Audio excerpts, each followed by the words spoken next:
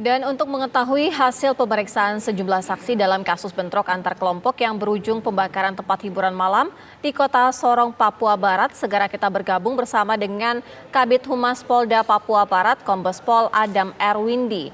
Selamat sore Pak Kombes Pol Adam, sejauh ini bagaimana dengan pemeriksaan saksi?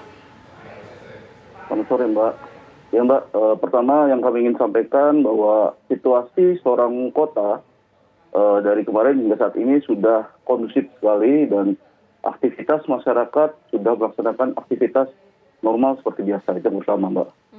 Kemudian dari hasil pemeriksaan para saksi-saksi dari para penyidik sudah memeriksa 20 saksi, sudah mendapatkan titik terang untuk proses lanjut penegakan hukumnya.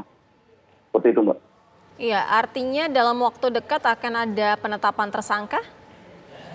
Ya, kami masih bekerja terus untuk segera menindaklanjuti dan memproses serta menangkap para pelaku yang telah mengakibatkan meninggalnya 18 orang tersebut, Mbak. Secara keseluruhan dari puluhan saksi yang sudah diperiksa, apa sebenarnya yang menyebabkan mereka akhirnya bentrok antar kelompok ini? Sebetulnya ini berawal dari perkelahian anak muda, Mbak. Anak muda di tempat hiburan, namun anak muda tersebut mengkaitkan dengan asal daerahnya, sehingga menjadi pertikaian antar kelompok. Nah, akibat pertikaian tersebut menyebabkan satu orang meninggal, dan kemudian karena lokasi pertikaian di tempat hiburan malam, Double O namanya, sehingga terbakarlah tempat hiburan tersebut. Akibatnya 17 orang yang tidak bersalah, tidak ada kaitan sama kedua belah kelompok tersebut pun menjadi korban. Hingga total meninggal dunia 18 orang. Iya, itu, Mbak. Pak Kabid, informasi yang sebenarnya didapat dari para saksi, sebenarnya mereka ini para pekerja dikurung di dalam kafe sehingga mereka tidak bisa keluar, atau sebenarnya seperti apa sehingga bisa banyak yang tewas ini, Pak? Kalau dari keterangan salah satu saksi, menyampaikan bahwa memang pada saat itu mereka posisi di bawah. Kemudian karena terjadi kerusuhan, mereka takut hingga lari ke lantai 2. Nah, di lantai 2 itulah mereka tidak tahu bahwa ternyata di bawah itu sudah ada api. Sehingga pintu untuk escape-nya sudah dikepung oleh api. Sehingga mereka akhirnya hanya bisa berkumpul di bawah. Sehingga terjadilah kejadian tersebut, Mbak. Sehingga mereka meninggal dunia bersama 17 orang di dalam satu ruangan tersebut.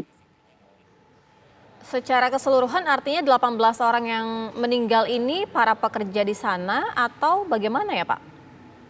Kalau dari hasil pemeriksaan Mbak, dari saksi-saksi, dari ke-17 orang itu, 3 itu pendatang Mbak, istilahnya tamu. Kemudian yang 14-nya adalah karyawan, pemain band, karyawan daripada Double O. Demikian Mbak. Si pembakar ataupun yang melakukan pembakaran ini sudah diketahui identitasnya juga Pak, ada berapa orang? Ini masih dalam pengembangan penyidikan. Baik, untuk proses identifikasi korban sendiri bagaimana Pak? Memang kondisi jenazah 17 jenazah tersebut dalam kondisi hangus Mbak, tidak bisa dikenali kondisinya, sehingga Polda Papua Barat bekerjasama sama tim DVI, besok pagi datang tim DVI-nya Mbak, untuk melaksanakan identifikasi 17 jenazah tersebut. Demikian Mbak. Kita juga sudah mencoba untuk menghubungi beberapa kerabat daripada 17 jenazah tersebut, sudah untuk dihubungi keluarga yang masih ada kaitan saudara agar menjadi bahan buat pencocokan identifikasi tim DVI Mabes Polri dan Polda Papua Barat. Ya, Pak Kabid, dari korban yang meninggal ini ada 3 tamu, kemudian 14 karyawan. Ini mereka memang tinggal di Sorong atau juga ada yang pendatang? Kalau dari info awal yang kita dapat, sebagian besar justru malah orang dari luar Sorong, Mbak. Semuanya dari orang luar Sorong. Artinya untuk memberikan proses identifikasi, membantu pos antemortem dan juga postmortem seperti apa dari pihak keluarga? Kita sudah menghubungi Mbak, dari pihak manajemen juga sudah mencoba menghubungi. Kita sudah dapat nama-namanya, namun masih nama-nama panggung Mbak, karena sebagian besar adalah pemain band, vokalis dan lain-lain. Kita juga sudah menghubungi melalui yang bersangkutan sehingga kita dapat nomor kontak keluarga sanak saudaranya.